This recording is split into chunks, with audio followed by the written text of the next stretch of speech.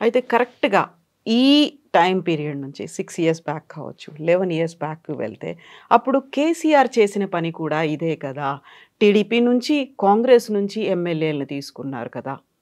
First అప్పుడేం Congress deal చేస్తాను. ఆ! ఫస్ట్ కాంగ్రెస్ గురించి చెప్తాను. కాంగ్రెస్ నుంచి ఎట్లొచ్చినారండి? మొత్తం అంతా మూకుమ్మడిగా కాంగ్రెస్ లెజిస్లేటర్ పార్టీ మెజారిటీ సభ్యులు, మెజారిటీ అనంటే సూపర్ మెజారిటీ సభ్యులు, చట్టం అనుమతించే అంత గ్రూపు వాళ్ళు కొత్త రాష్ట్రము, ఈ రాష్ట్రంలో అభివృద్ధి అనేది ఏకాభిప్రాయంతో జరిగితే బాగుంటుంది, మేము అపోజిషన్లో ఉండేదానికన్నా మేము రూలింగ్ పార్టీలోనే చేరతాము అని వాళ్ళు ఒక గ్రూపుగా వాళ్ళ లెజిస్లేటివ్ పార్టీని బీఆర్ఎస్లో మెర్జ్ చేసినారు. హ్మ్. Section 4 of anti defection schedule ఏదైతే ఉందో అది అనుమతిస్తుంది. దాంట్లో డిస్క్వాలిఫికేషన్ లేదు. హ్మ్. కాకపోతే అందరూ మూకుమ్మడిగా కట్టగట్టుకుని ఒకేసారి ఆళ్ళు 1 బై 1 వచ్చారు కదా! అప్పుడు కూడా. లేదు, 1 బై 1 చేరలేదండి. మొత్తం మూకుమ్మడిగానే రెజల్యూషన్ పాస్ చేసుకొని వచ్చి ఇచ్చినారు. హ్మ్. చర్చ జరిగినది అంతకన్నా ముందు. వాళ్ళు రాజీనామా చేయలేదు కదా కాంగ్రెస్ పార్టీకి. వాళ్ళు ఏం చేసినారంటే ఒక గ్రూప్గానే ఎంత గ్రూప్ అయితే ఒక మెర్జర్కి అవకాశం ఉందో అంత గ్రూప్గా తయారయ్యే వచ్చి మెర్జర్ అయినారు. దానికి కాంగ్రెస్ పార్టీ కోర్టుకు పోలేదా? మరి కోర్టుకు పోయినా దాని మీద ఛాలెంజ్ చేసినారు. వాళ్ళకేమో అనుకూలంగా ఆర్డర్ రాలేదు. అది వాళ్ళు కప్పిపుచ్చుతున్నారు కానీ దాన్ని కూడా ఛాలెంజ్ చేసినారు. చట్టబద్ధంగా జరిగిందండి. చట్టంలో ఏదైతే అవకాశం ఉందో ఆ అవకాశాన్ని ఉపయోగించుకొని వాళ్ళు సదుద్దేశంతో రాష్ట్రం యొక్క అభివృద్ధిని దృష్టిలో పెట్టుకొని వాళ్ళు మేము చేరతాము, ఇట్లా గ్రూప్గా మీ దాంట్లో మెర్జ్ అవుతాము అని చెప్పి పార్టీ అధ్యక్షుడు, పార్టీ కార్యవర్గం యొక్క అనుమతితోనే వాళ్ళు పార్టీలో మెర్జ్ అయినారు. బీఆర్ఎస్ పార్టీలో మెర్జ్ అయినారండి. దానికి దీనికి అసలు సంబంధమే లేదు. ఆనాడు జరిగిన దానికి ఈనాడు జరిగేదానికి అసలు సంబంధం లేదు. ఇక ఇండివిజువల్స్ వీళ్ళంతా రిజైన్ చేసినారు కదా, పార్టీ మెంబర్షిప్కి రిజైన్ చేసిపోయినారు.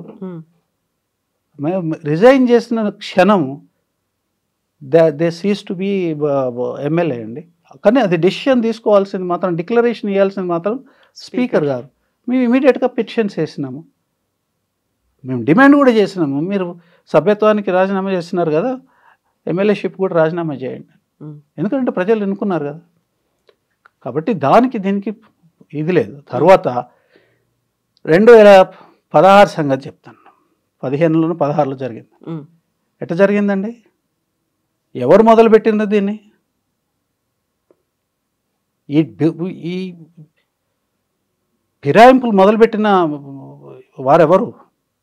డబ్బు సంచులు మోసుకొని డబ్బులతోని పశువులను కొన్నట్టుగా కొన్నది ఎవరు? అది మొదలుపెట్టింది ఎవరు? ఇవాళ ఉన్న ముఖ్యమంత్రి. ఆయన మీద కేసు కూడా ఉంది, ఇంకా నడుస్తూనే ఉంది. డబ్బు సంచులు మోసుకొని పోయి ఆ ఎన్నికలలో బీఆర్ఎస్ సభ్యులను కొనే ప్రయత్నం చేసింది ఇవాళ ఉన్న ముఖ్యమంత్రి రేవంత్ రెడ్డి గారు. డైరెక్షన్ చంద్రబాబు నాయుడు గారు. దేనికి చేసినారు? కొత్తగా ఏర్పడిన రాష్ట్రము మనకూడదని చేసినారు. తర్వాత ఫెయిల్డ్ స్టేట్ కావాలనేది ప్రపంచం ముందు నిలబెట్టేదానికోసం చేసినారు. దురుద్దేశంతో చేసినారు. ఎట్టి పరిస్థితుల్లో ఈ గవర్నమెంట్ని కూలగొట్టాలని, కేసీఆర్ గారి మొదటి ప్రభుత్వాన్ని కూలగొట్టాలని కంకణం కట్టుకొని చేసినారు. రాజకీయ ప్రతిక్రియ ఉండదా? గవర్నమెంట్ని మెజారిటీ ప్రజలు ఎన్నుకున్న గవర్నమెంట్ని కాపాడుకునే అవసరం లేదండి మాకు? ప్రజల పట్ల మేము కొట్లాడాల్సిన అవసరం లేదా?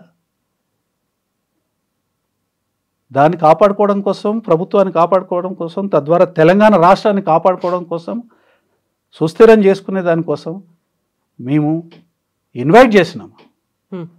రండి మాతో చేతులు కలపండి, ఆఫ్టర్ ఆల్ మీరు కూడా తెలంగాణ బిడ్డలే కదా.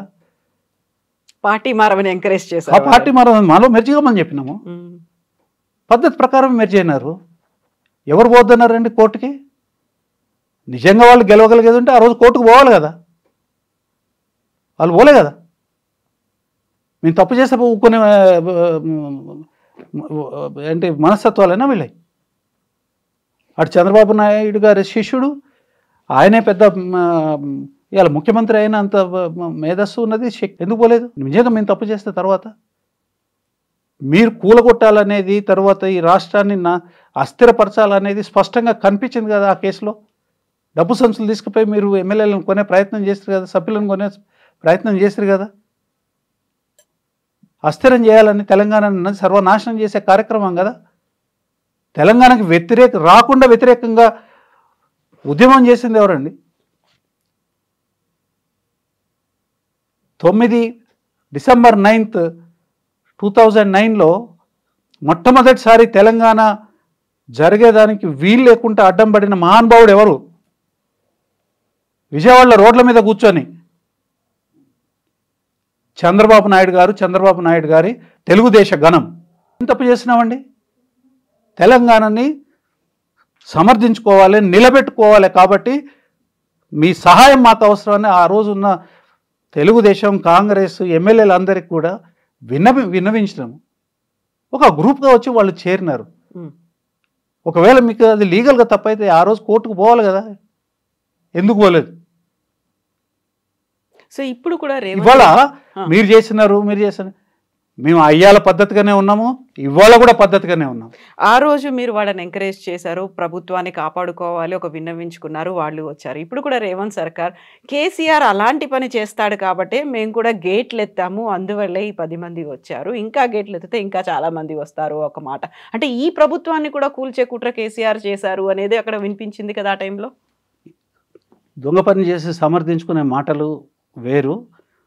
వాళ్ళు దొంగ పని చేస్తే మేము సమర్థించుకునే దానికోసము, మా ప్రభుత్వాన్ని కాపాడుకునే దానికోసము, ముఖ్యంగా తెలంగాణని కాపాడుకోవడం కోసం చేసిన విన్నపం అది. మేము పార్టీ ఫిరాయించమని చెప్పలే, కలిసి పని చేద్దామని చెప్పినాం. ప్రభుత్వం తెలంగాణ మొదటి ప్రభుత్వాన్ని నిలబెట్టుకుందామని చెప్పినాం, తెలంగాణను నిలబెట్టుకుందామని చెప్పినాం. మేమేమి బేరసారాలు చేసేసి డబ్బు సంచులు మోసి డబ్బులు ఇచ్చి మేమేమన్నా తీసుకురాలి. కాకుంటే ఆ టైంలో వాళ్ళు వచ్చిన వాళ్ళని మంత్రివర్గంలో కూడా ఎందుకు చేయకూడదండి? మరి ఈసారి ఒకసారి వాళ్ళు మెర్జ్ అయిన పార్టీలో అంతర్భాగం అయిన తర్వాత ఎందుకు చేయకూడదు? ఒక సమిష్టి కార్యక్రమం తీసుకోవాలి, ఏకాభిప్రాయం కావాలి. తెలంగాణలో అభివృద్ధి పోవాలంటే చాలామంది త్యాగం చేశారండి. మొదటి నుంచి కొట్లాడిన వాళ్ళు కూడా త్యాగం చేసినారు. ఎందుకోసం చేసినారు? మాట్లాడకుండా ఎందుకు చేసినారు అంటే కేసీఆర్ గారి ఉద్దేశం కరెక్ట్ కాబట్టి చేసినారు. తప్పేమున్నదండి దాంట్లో? తప్పేమున్నది? ఇచ్చినారు కొంతమంది సమర్థులైన వాళ్ళకి, కొంతమందికి మంత్రి పదవులు ఇచ్చినారు. తర్వాత ప్రజల ఆమోదం తెలిపిన కదండి నెక్స్ట్ టర్మ్ గెలిపించి. ఇప్పుడు ఆమోదం కాదు. ఇప్పుడు వీళ్ళేందంటే మొత్తం అంతా చిల్లర వాగ్దానాలన్నీ చేసి, అలవిగాని వాగ్దానాలు చేసి, జనాన్ని మభ్యపెట్టి, వాళ్ళని కన్ఫ్యూజ్ చేసి, మార్పు అని చెప్పి ఇవాళ మార్పు చూస్తూనే ఉన్నాం కదా, ప్రజలు ఎట్లా ఆడుతున్నారు. అయితే ఫస్ట్ టైం 2014లో ఎన్నికలు జరిగినప్పుడు టీఆర్ఎస్ పార్టీకి 63 స్థానాలు వచ్చాయి. ఆ తర్వాత 2018లో జరిగినటువంటి ఎన్నికల్లో 88 వచ్చాయి. 88 వచ్చినప్పుడు కూడా మళ్ళీ తీసుకోవాల్సిన అవసరం, దాన్ని సెంచరీ దాటించాల్సినటువంటి అవసరం ఏమరు? కాంగ్రెస్ పార్టీ 2018లో వాళ్ళ పవర్లోకి వస్తామనే ఆలోచనలో ఉన్నారు. ఖచ్చితంగా మేము ఈసారి పవర్లోకి వస్తామనే ఆలోచన ఉన్నారు. ఆ ఆశలు అడియాశలైనాయి. తర్వాత అది అడియాశలు అయిన తర్వాత కలిసి పనిచేసుకుంటే తప్ప ఈ రాష్ట్రాన్ని నిలబెట్టుకోవడం కష్టం అనేది వాళ్ళకి తెలుసు. తర్వాత ప్రతిరోజు కీచులు ఆడుకోవడం ఎందుకు అనే ఉద్దేశంతో అభివృద్ధిలో భాగస్వాములం అవుతామని చెప్పి వాళ్ళు వచ్చినారు. వస్తే చేసుకుందాం, మేము తప్పే ఉన్నదండి దాంట్లో.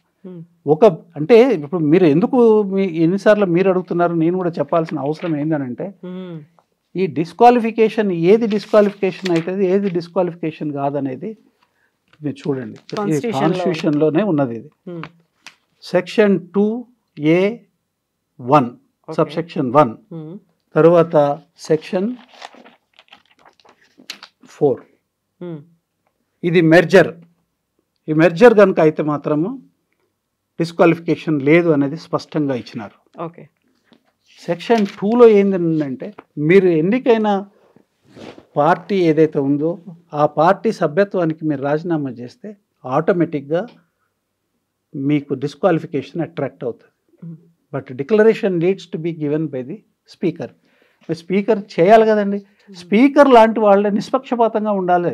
ఏ పార్టీ నుంచి ఉన్నా కానీ స్పీకర్ నిష్పక్షపాతంగా ఉండాలి. ఆ నిష్పక్షపాతంగా ఉండాల్సిన స్పీకరే మౌనంతో పక్షపాత ధోరణి ప్రస్ఫుటించేటట్టుగా ఉన్నప్పుడు తప్పనిసరి పరిస్థితి కోర్టుకు పోవాల్సిన పరిస్థితి ఏర్పడింది. అయితే భరత్ గారు, గతంలో టీఆర్ఎస్ పార్టీలోకి కాంగ్రెస్ కానీ టీడీపీ ఎమ్మెల్యేలు కానీ వచ్చినప్పుడు బంగారు తెలంగాణ రాష్ట్రం కోసం అని చెప్పారు. ఇప్పుడు బీఆర్ఎస్ పార్టీ నుంచి కాంగ్రెస్లోకి వెళ్ళినప్పుడు తెలంగాణ రాష్ట్ర పునర్నిర్మాణం కోసం, అంటే ఇక్కడ కూడా వాళ్ళకు ఒక ఎజెండా అనేది కనిపిస్తుంది. అప్పుడు ఎలా అయితే ఒక ఎజెండా గురించి చెప్పారో, ఏదైతే కావాలని ఒక లక్ష్యం ఉందో దానికోసం, దీన్ని కూడా అలాగే చెప్పారు కదా. అదే కరెక్టేనండి. ఇప్పుడు రాజ్యాంగంలో కొన్ని పద్ధతులను పెట్టినారు. ఆ పద్ధతి ప్రకారం పోండి. మీరు రాజీనామా చేసి తెలంగాణ నిర్మాణం కోసం మళ్ళీ అదే స్లోగన్ పెట్టుకొని ఎన్నికయ్యి అందులో చేరండి. ఎవడొద్దని అంటున్నాడు? మీరు సెక్షన్ 4 ప్రకారం మీరు చేరండి. మీకు ఒకవేళ కనుక ఆ స్ట్రెంత్ ఉంటే అట్లా చేరండి. ఎవడొద్దని అంటున్నాడు? రాజ్యాంగాన్ని 24 గంటలు రాహుల్ గాంధీ గారు రాజ్యాంగం పట్టుకొని తిరుగుతూ ఉంటాడు. వాళ్ళ నాయన చేసిన చట్టం అండి ఇది. ఏది? యాంటీ డిఫెక్షన్ లా తీసుకొచ్చింది 85లో రాజీవ్ గాంధీ గారు. ఆయన తీసుకొచ్చిన చట్టాన్ని ప్రజలకేమో రాజ్యాంగం చూపించి మోసం చేస్తూ ఉంటాడు. ఇక్కడ రాజ్యాంగం ఆయన కాడికి వచ్చే వరకునేమో దాన్ని అమలు చేయడు. ఎందుకు అమలు చేయడండి? అంతకన్నా ఇప్పుడు డిఫెక్షన్ లా వాళ్ళ ఫాదర్ తీసుకొచ్చిన డిఫెక్షన్ లాని ఆయన ఎందుకు ఇంప్లిమెంట్ చేయడు అంటున్నాను. ఇప్పుడు 10 మంది ఎమ్మెల్యేలు కాంగ్రెస్ పార్టీలో, అంటే ఇప్పుడు రేవంత్ సర్కారు కోసమని అక్కడికి వెళ్ళారు అనుకున్నప్పుడు అందులో కొంతమంది మళ్ళీ తిరిగి రావాలి అనే ఒక ఆలోచన చేస్తున్నారని. ఇప్పుడు 10 మందిలో మినిమం ఒక 5గురన్నా మీ దగ్గరికి వచ్చారనుకోండి, వాళ్ళ మీద కేసుని మళ్ళీ వెనక్కి తీసుకుంటారా? మీరు ఏం ఆలోచిస్తారు? అప్పుడు పార్టీ నిర్ణయం చేయాలండి. అది వాళ్ళు రానియండి, ఆ డిక్లేర్ చేయమనండి. చేస్తే పార్టీ ఏం నిర్ణయం తీసుకుంటుంది. ప్రజలు ఏం నిర్ణయం, ప్రజలకు వదిలేస్తారా లేకపోతే నిర్ణయం తీసుకుంటారా లోపల తీసుకుంటారా లేకపోతే రిజెక్ట్ చేస్తారా? అదంతా కూడా అది హైపోథెటికల్ సిచ్యువేషన్. అది కాకపోతే మాట్లాడకూడదు. భరత్ గారు, వాళ్ళందరూ భేటీ అయ్యారు, మళ్ళీ పునరాలోచించుకుంటున్నారు అనేటువంటి వార్తలు కూడా వినిపిస్తున్నాయి కదా. ఈ ఉప ఎన్నికను తప్పించుకోవాలి అంటే మళ్ళీ బీఆర్ఎస్ పార్టీలోకి వెళ్తేనే బెటర్ అనేటువంటి ఆలోచన ఉంది అనేది. నేను కామెంట్ చేయడం కాదు, నా పరిధిలో లేని విషయం నేను మాట్లాడకూడదు. ఓకే. అయితే ఇప్పుడు సుప్రీంకోర్టులో ఏం జరుగుతుందంటారు? February 10th వాదనలు వినబోతోంది సుప్రీంకోర్టు. మామూలుగా వేరే విషయాల మీద మనం ప్రోగ్నోసిస్ ఇవ్వచ్చు, కానీ కోర్టులో పెండింగ్ ఉన్న వాటి మీద కామెంట్ చేయడం మీకు మంచిది కాదు, నాకు మంచిది కాదు, కరెక్ట్ కాదండి. సో మీరు మాత్రం ఫుల్ ప్రిపేర్డ్ గా ఉన్నారు. మాకు కాన్ఫిడెన్స్ ఉంది. ఈ case we will win it hands down. ఖచ్చితంగా మేము గెలుస్తామని మాకు నమ్మకం ఉన్నది. ఎందుకంటే సుప్రీంకోర్టు ఇంతకుముందు ఇచ్చిన జడ్జిమెంట్స్ ఉన్నాయి.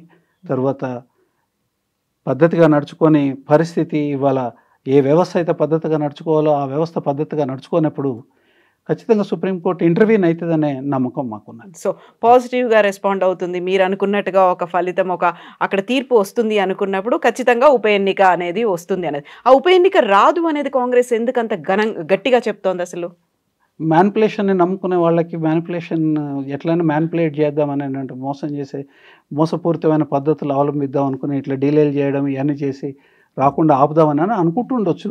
వాళ్ళ ఆలోచన మేము ఎట్లా చెప్తామండి? వాళ్ళ ఆలోచన కరెక్ట్ కాదని మాత్రం చెప్తాం, సాధ్యం కాని ఆలోచన అని చెప్తాం. తర్వాత ఎవరండి సహనాన్ని కోల్పోయేది? వాళ్ళ మీద వాళ్ళకి నమ్మకం లేని వాళ్ళు, తప్పు చేసిన వాళ్ళు మాత్రమే సహనాన్ని కోల్పోతారు. ఎవరు సూసైడ్ చేసుకుంటారని మాట్లాడుతుంది.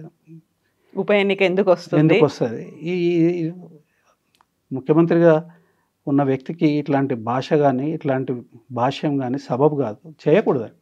ఏమైనా ముఖ్యమంత్రి ఇలా మేము కూడా గౌరవించాలి. ముఖ్యమంత్రి అనేది మేము కూడా అంటాం కదా, ప్రజలు ఎన్నుకున్న తర్వాత మేము కూడా అనుకుంటాం కదా, మాకు ఉన్నది కదా హక్కు ముఖ్యమంత్రి ఎట్లా బిహేవ్ చేయాలనేది.